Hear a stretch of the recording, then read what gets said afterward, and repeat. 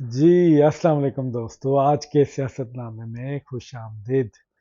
آج کے ولاگ میں جو چیزیں شامل ہیں اس میں لیاقت علی چٹھا صاحب کی معافی ہے، کمشنر کے کس پی ٹی آئی رہنما سے رابطے میں تھے اس پہ بات کریں گے، اسد طور اور عمران ریاض صاحب کی گرفتاری، پروپیگنڈا جو ان سا ہے وہ کریک ڈاؤن ہونے جا رہا ہے اس پہ بات ہوگی، پی ٹی آئی الیکشن کروانے جا رہی ہے مارچ میں، ٹھیک ہے، اس میں بیرسٹر علی ظفر صاحب جو چیئرمین تھے موجودہ ان کی ہو گئی ہے چھٹی اور ان کی جگہ پہ آئے ہیں گوہر خان صاحب، اور جو پی ایس ایل جو آج کل ہو رہا ہے اس میں عمران خان کے نعرے لگے ہیں اس پہ بات کریں گے۔ چلیں سب سے پہلے آتے ہیں لیاقت علی چٹھا صاحب کی جو معافی ہے اس پر بات کرتے ہیں۔ 3 4 دن 5 دن لیاقت علی چٹھا صاحب بیان دے کے پتہ نہیں کہاں پہ روح پوش رہتے ہیں، کوئی علم نہیں کس کی اما پہ کدھر رہتے ہیں۔ آج الیکشن کمیشن میں وہ آتے ہیں اور ادھر وہ ایک معافی نامہ جون سا ہے وہ ایک جمع کرواتے ہیں، اس کی سٹیٹمنٹ یہ ہے کہ میں ایک پی ٹی آئی رہنما کے کہنے پہ بہک گیا اور میں نے ایک سازش کے تحت یہ نام لیے چیف جسٹس صاحب کا، یہ ایک پروپیگنڈا میں کیونکہ پی ٹی آئی جو سی تھی وہ پروٹیسٹ میں تھی، روڈز پہ تھی ان دنوں میں، انہوں نے اعلان کیا تھا، ایک بیانیہ بنانے کی کوشش کی جا رہی تھی کہ یہ الیکشن ریگڈ ہے اور اس میں انہوں نے جلتی پہ تیل ڈالنے والا کام کیا۔ اب لیاقت علی چٹھا صاحب نے یہ بات کر تو دی ہے، یہ معافی نامہ بھی مانگ لیا، ٹھیک ہے، لیکن اس بات کو سوچنے کی ضرورت ہے کہ وہ کس پی ٹی آئی رہنما کے کہنے پہ انہوں نے یہ بات کی۔ اچھا، جو اب ذرائع ہیں نا وہ یہ کنفرم کر رہے ہیں کہ 2 بندوں کا نام آ رہا ہے پی ٹی آئی کی طرف سے، کیونکہ وہ لاہور میں ان کی ملاقات ایک ہوتی ہے مبینہ ملاقات جس کے بعد وہ یہ ڈیسائیڈ کرتے ہیں۔ ایک نام آ رہا ہے حماد اظہر صاحب کا اور ایک آ رہا ہے میاں اسلم اقبال۔ جب حماد اظہر کی بات آتی ہے، حماد اظہر کیونکہ فیڈرل میں زیادہ رہے ہیں، وہ بھی روپوش لاہور میں ہی ہیں، تو حماد اظہر صاحب کے چانسز کم بن جاتے ہیں۔ اچھا، جب اسلم اقبال صاحب کی بات آتی ہے تو اسلم اقبال صاحب ان کے ساتھ کام بھی کر چکے ہیں، لاہور میں ہی روپوش ہیں، پنجاب لیول پہ جب وہ منسٹر تھے تو یہ ان کے ساتھ ان کے بڑے قریبی مراسم رہے ہیں۔ پھر اس میں ایک اور کردار ہے میاں مشتاق صاحب کا، وہ ایک نجی سوسائٹی کے مالک ہیں لاہور میں، ان کی رشتہ داری ہے، سمدھی ہیں وہ جناب چٹھا صاحب جو ان سے ہیں کمشنر لیاقت علی چٹھا صاحب کی رشتہ داری ہے اور میاں اسلم اقبال کی بھی ان سے رشتہ داری ہے۔ اب یہ فیملی فرینڈز بھی ہیں تینوں، ان کی لاہور میں 11 فروری کو ایک مبینہ ملاقات ہوتی ہے جو ذرائع کنفرم کر رہے ہیں، اس میں یہ ڈیسائیڈ کرتے ہیں کہ ان کو ساری ہدایات دی جاتی ہیں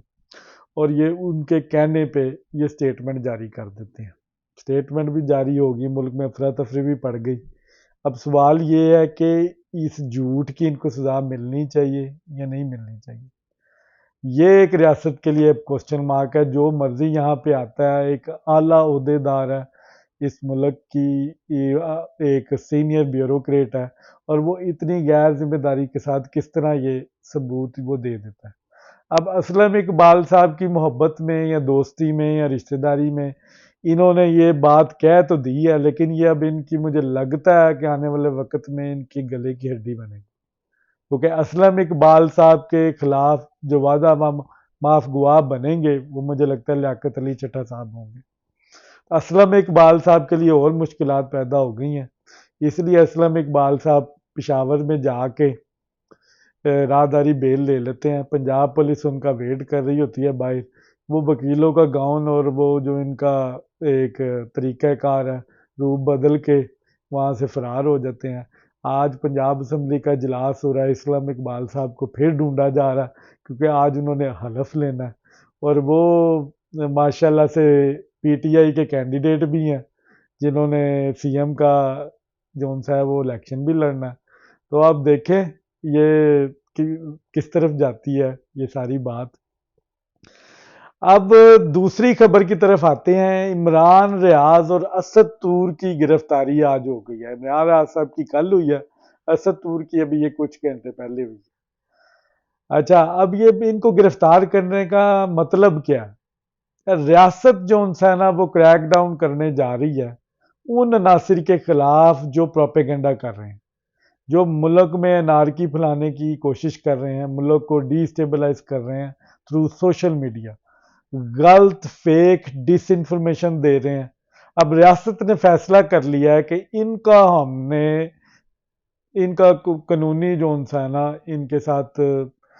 قانونی طور پہ ان کو سزا دی جائے گی، ان کا محاصرہ کیا جائے گا، ان کی معافی نہیں ہے۔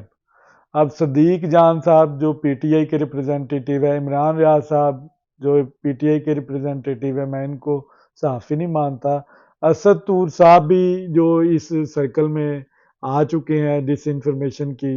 اور چیف جسٹس کے خلاف کنٹینیوسلی وہ ایک مہم چلا رہے ہیں۔ اب ریاست نے فیصلہ کر لیا ہے ان کے ساتھ نبڑا جائے گا۔ اب جو بھی ڈس انفارمیشن پھیلائے گا، چاہے وہ یوٹیوب کے تھرو کرتا ہے، چاہے وہ ٹویٹر کے تھرو کرتا ہے، چاہے وہ فیس بک کے تھرو کرتا ہے،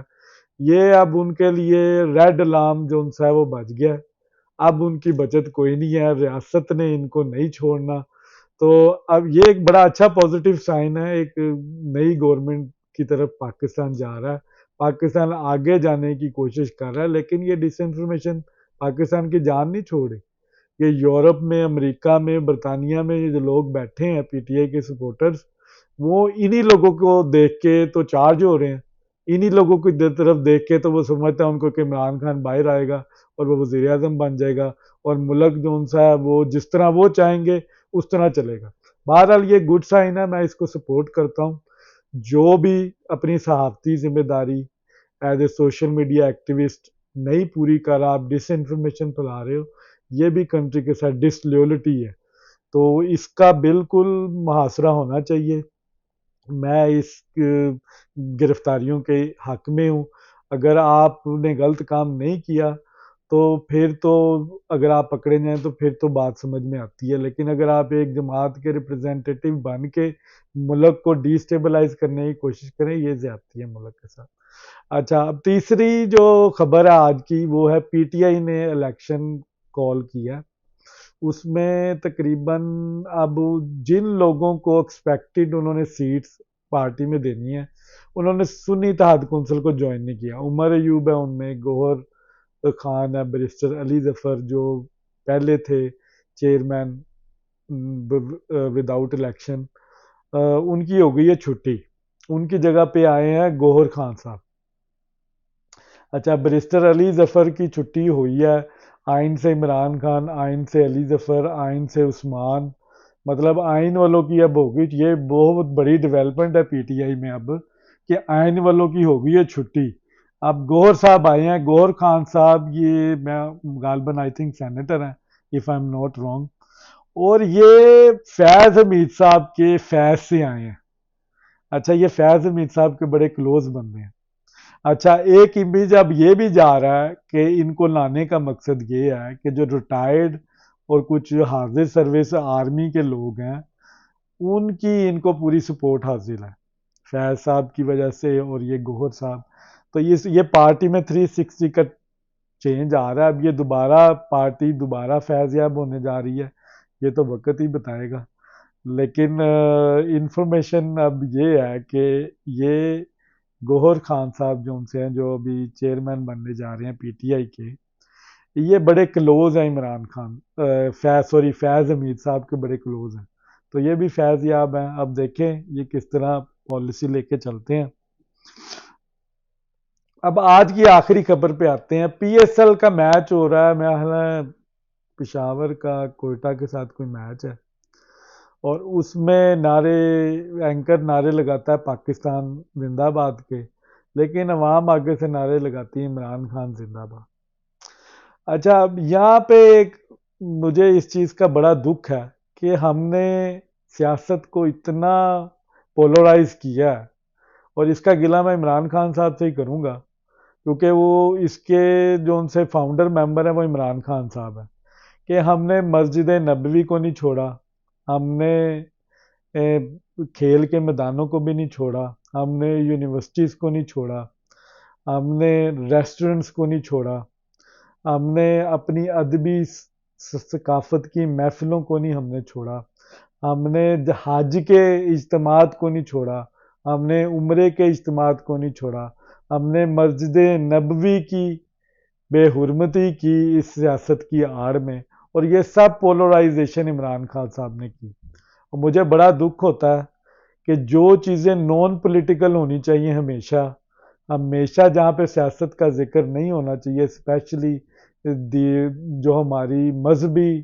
جگہیں ہیں، جو ہماری مقدس مقامات ہیں، ان میں بھی ہم سیاست کو لے آئے ہیں۔ کھیل تھا ایک ایسا جس میں پولیٹیکل انوالومنٹ نہیں ہوتی، تو اب میں نے کچھ عرصے سے میں بھی دیکھ رہا ہوں کہ ٹیم کے آدھے بندے یوتھیے تھے، اور وہ باقاعدہ کھل کے سپورٹ کرتے تھے کہ کھلاڑی جو ہے وہ جب ایک کنٹری کو ریپرزینٹ کر رہا ہوتا ہے تو وہ کنٹری کو ریپرزینٹ کرے، کسی پولیٹیکل پارٹی کو ریپرزینٹ نہ کرے۔ مجھے یہاں پہ محمد حفیظ صاحب یاد آ گئے، ماشاءاللہ بہت بڑا یوتھیا تھا، باقاعدہ ایز اے پاکستان کو ریپرزینٹ بھی کرتا تھا اور پی ٹی آئی کو سپورٹ بھی کرتا تھا ٹویٹر پہ۔ یہ بڑی شرمناک بات ہے، یہاں پہ ایک کنڈکٹ بننا چاہیے۔ جو لوگ نیشنل لیول پہ پاکستان کو ریپرزینٹ کرتے ہیں، چاہے وہ ایکٹر ہیں، چاہے وہ سپورٹس مین ہیں، چاہے وہ